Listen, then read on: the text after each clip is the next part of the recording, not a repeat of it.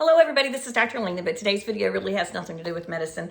We thought just for fun, because I sweet talked my husband into this, we'll do a quick marriage advice. So this doesn't mean that we're marriage counselors. This is not my professional area, but we've been blessed with a very happy marriage, and we've been married about 34 and a half years. So we thought maybe some of the things we've learned could help some young or old couples out there. So if you can't already tell, I'm the extrovert and he's the introvert. I'm the spender, he's the saver. What else? I'm the talker, he's the listener, and that's a good combination. So a lot of times I think God brings together two people who are very different, and that works out. So it's true, sometimes opposites attract. But certain things are not opposites on. We agree with most financial things, I would say. We've always had one just financial bucket. And our situation's been a little bit unique for several reasons. We got married very young, but it was the best decision I ever made after my salvation. So I was 19 and you were 21, about to turn 22. We got married on Christmas Eve. It was the Christmas break of my sophomore year in undergraduate. And he had just graduated early with his degree, also we were both at NC State. And the church was already decorated, so we were paying for our own wedding, so it was less expensive for us to get married. And then some of our friends were home from college too, so it was a good deal. And the reason I was saying we were unique, though, is that since we had our first child, Nathan, almost 28 and a half years ago, Mark has been a stay-at-home parent, and that's very unique, I think. A lot of men maybe wouldn't have the self-worth or self-esteem to be able to do that, and he's been incredible. But that's not what we want to share with you guys. We want to share with you guys just some things we've learned through the years. So you want to start? What are your top three? My top three are communication, forgiveness, and self-denial. That's a hard one. I think if you do those three things on a consistent basis, you will have a happy marriage. So for the communication one, I have an example, and it's also just through the years you have to work out all your individual quirks and still love each other anyway, and choose to keep loving each other. Although honestly, a lot of people say how hard marriage is.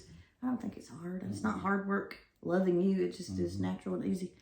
But anyway, when I was, how old were we? Maybe first married? First year. And I do love an ice cream cone from McDonald's. And he was driving because he loves to drive. Oh, there's another difference. I hate to drive. He loves to drive. That works out great. I like to cook. He likes to clean. We've got a lot of beautiful connections. But he was driving by a McDonald's, and I said, "Don't you want an ice cream cone?" And he said, "No," and kept driving. I was pissed. Clearly, you were denying me the need of an ice cream cone. It was $1. We weren't rich. We were very poor at the time, but I did have $1. And why would you not care that I wanted an ice cream cone? And what a treat. And we're grown-ups now. We get to pick to get an ice cream cone when we want it because we're not kids. And see, I grew up in a, at times, abusive home as a child, and my dad was very aggressive. He was the abuser. And my mom was very passive because she'd been abused her whole life. And so I jokingly say I'm passive aggressive because I was the product of that. And a lot of times in the South, we just try to keep the peace. I was a middle child, a peacekeeper, and a people pleaser. And so I had learned to be sort of passive in how I ask for things. So after that whole thing blew up and we worked through it, what did you tell me? You gotta tell me you want an ice cream cone. Right, and he's right. Ever since then, if I say, "Stop, there's a McDonald's, I want an ice cream cone," he is more than happy to stop and go through the drive-thru and get me an ice cream cone from McDonald's. But I can't say, "Don't you want an ice cream cone?" because he never does. So careful with your communication. The other thing we learned with communication is that a lot of times, so being in the medical world, life can be very stressful, and the way I deal with it is I vent. And so I come home and say, "You cannot believe the case I had today. You can't believe what happened. You can't believe what this person said. You can't believe the drama in the office. You can't believe whatever." And I just need to get it out, and I need to talk about it, all the gory details. He's HIPAA compliant, by the way. He never repeats anything, so I'm not sure he's listening. But no, he does. He sits there and just lets me vent. And early in the marriage, he would want to fix things. "Well, we're just going to have to call him up, and we're going to have to figure this out, and you're going to need to email them, and we're going to have to do this and this and this." And now he's figured out sometimes I just need to vent. There's not a solution, or there's not a solution we can pursue at the time. So he just needs to listen and let me get it out of my system. And he's really good at doing that. So I think that has saved some arguments as well. He's absolutely right about forgiveness. We used to joke about, if I'm a little feistier than he is in general. He's smooth and I'm passionate. And we used to joke about if I was really, really mad at him, I would give him the big freeze. Except I never could. So I always melted. I mean, I couldn't even last a few hours. And I was like, oh, I just want to kiss you and snuggle. Forget it. I can't maintain the big freeze. So forgiveness comes easily when you really want to just snuggle a lot. We both enjoy, I think, a lot of the love languages. You not so much with gifts. So I love all of them. I love words of affirmation. Like I said, I'm a people pleaser. I need somebody to say, you're doing a great job. You're beautiful. I love you. All the good things.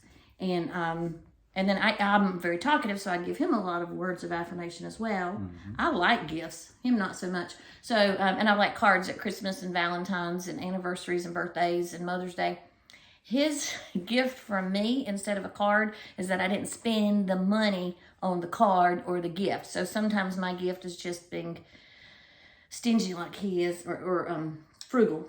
Fiscally conservative. Fiscally conservative. We used to call him Dave Ramsey before there was a Dave Ramsey. But, I mean, it's good. I know. We wouldn't have any retirement at all if it had been up to me, probably.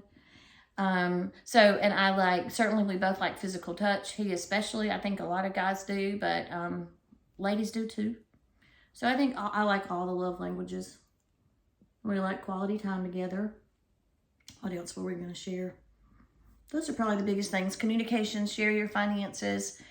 I wouldn't say that we have a head of the house, would you? I would say we're partners. Mm-hmm. Yeah. Anything else you want to say? I think that's the biggest points. You guys are welcome to ask questions. Again, there won't be a disclaimer after this one because none of this was medical advice. I am not a marriage counselor. These are just examples from real life, regular life, having raised 6 children, and now we have 2 grandchildren together. And he's the best co-parenter ever. And it's extremely important when you're parenting together to sometimes have a private conference outside of the child's hearing range where you can say, did you tell them that? I didn't tell them that. What did you say? And make sure you always present a united front. And I think we've been pretty good about that too. And that can get very tricky in the teen years. So I hope this was helpful, you guys. Feel free to like and share and subscribe. And ask me if you have any questions you'd like us to deal with. And maybe Mark can make another appearance.